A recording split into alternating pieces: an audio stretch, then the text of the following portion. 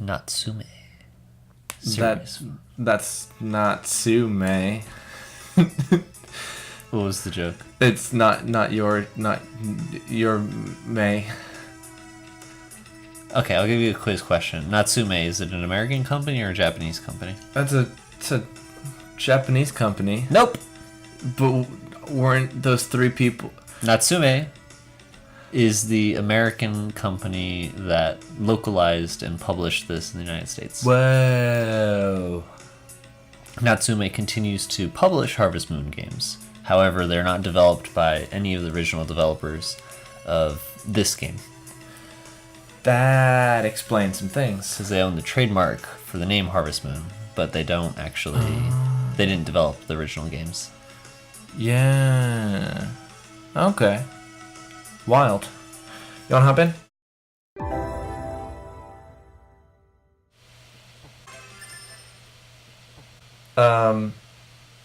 So this is Harvest Moon. This is a game that came out in 1995, I think, and in the US in 97. Whoa. Did you do research on this? No, I just looked at the title screen. Okay, I haven't done any research. I mean, I know a lot about this game. Who are you to begin with? Hi, I'm Esteban. And I'm Diego. We're Fajardos. This is my brother. I've been on here before. Esteban has not. What do you do? I make video games. I'm gonna skip past this text. Oh, this is We gotta make a name first. Do you always go with the same name on this channel? No, I just said we were gonna skip the text, and so.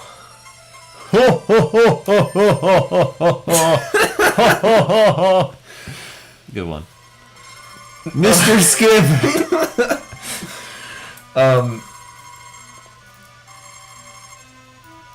So you know a little bit about the history of this game. And did we say what you do? I make video games! And so as such, you know about the making of this video game. And so maybe we can chat about that. Yeah. Yeah, I know little bits of the making of this game. However, okay, look, nobody cite me on this. I'm gonna get details wrong. We're really like running this fairly ad hoc right now. We've had 2 weeks to record this, but of course we're down to the 11th hour, naturally. Well, it's not 11 p.m. yet, so it's not the 11th hour. It's getting close. It is 10:52. It's getting really close, Diego. I didn't pay attention to what I need to be doing, so I'm gonna buy some seeds. Probably. Make a farm. Make farm, you know? Well, the thing is, he's standing in the way. Oh, I have to meet people. Yeah, okay, so you have to talk to every single person here. So, like, Animal Crossing has this exact same opening. How do you feel about this opening? I usually feel better about it if I weren't, where I am. So, I live in a small town, and you don't. It is, I'll say, thousands more people than this, but that is still a small town, and you don't. You don't talk to everybody in the small town. You don't start off your time there by meeting every single person. Do you want to know the buttons? I want to know the buttons. I'm just slamming things on the keyboard right now. Buttons? Yeah. A, B, X, Y. Why did you do this? So it's like a controller. But I guess okay. Is it? Yeah. It's a backwards controller. Thanks.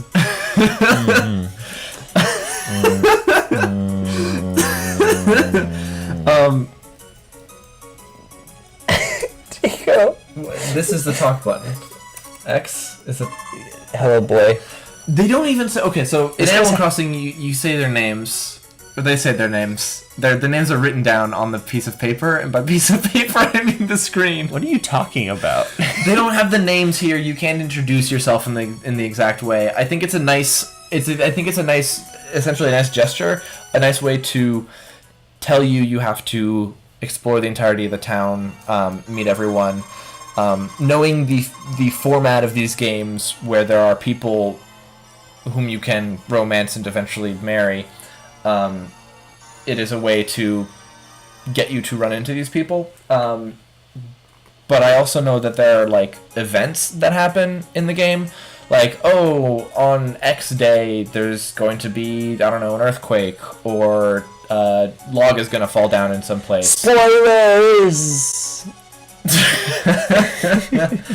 Yeah, this is some deep lore. You better read the wiki before watching this video. We're going to talk about the wiki later. I've got thoughts about the wiki.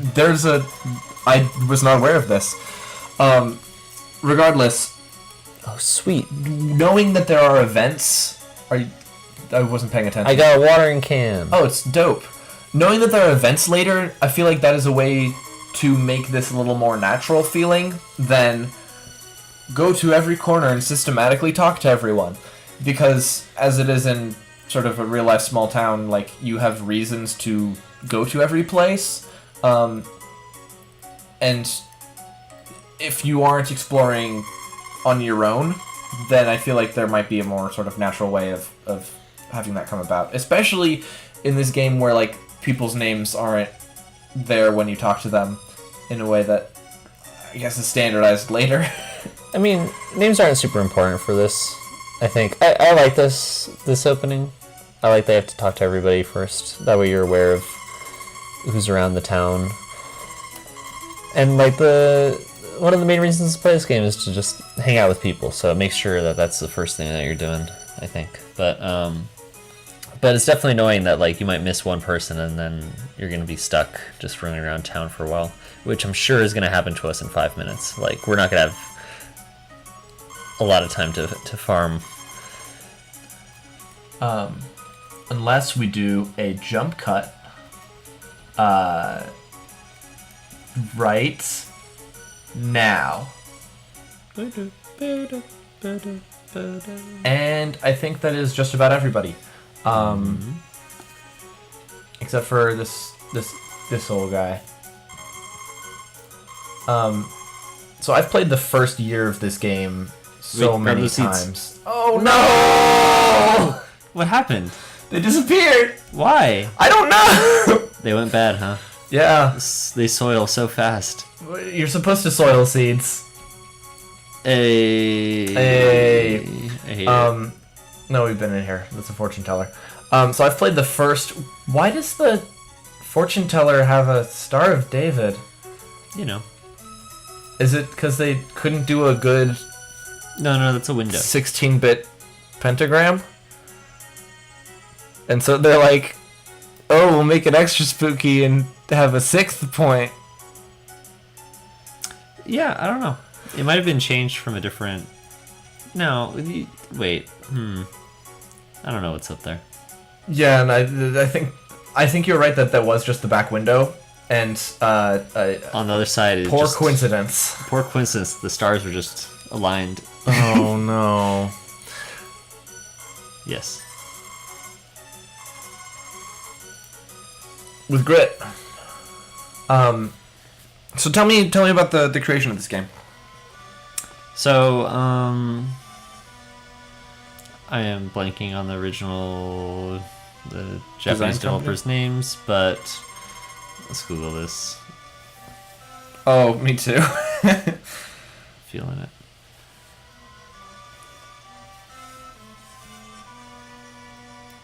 Let's watch some television.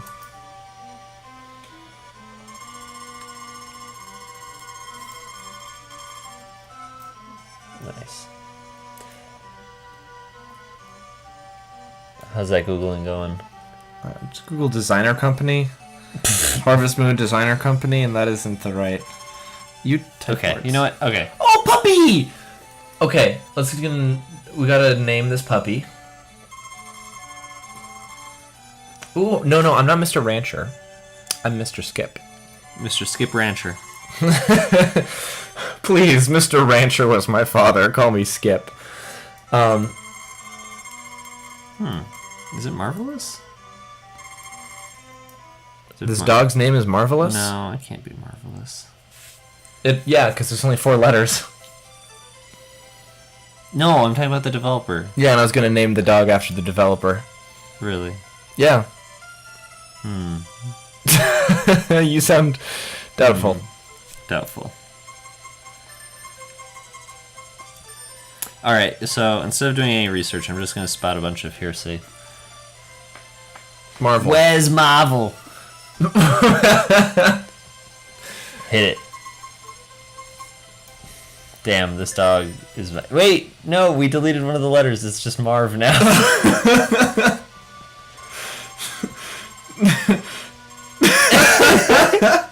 Whoops. Mrv. So Mr. B. Mrv was making Harvest Moon. Okay, so yeah, so there was the Japanese development company was beginning work on the game that would become Harvest Moon. However, development was not going very well, and confidence in the project had completely plummeted. Most people left or departed the project in one way or another to work on other things. And it was, pretty much, if I'm remembering correctly, just kind of like outright canceled. Except that 3 of the developers, a programmer, a designer and artist, and the musician, if I'm remembering correctly, and I could be completely wrong about this, they did a GDC talk that has much more specific details. They really believed in the project, and yeah, I'll link to that in the bottom. Yeah, so they really believed in this project and they wanted it to come true.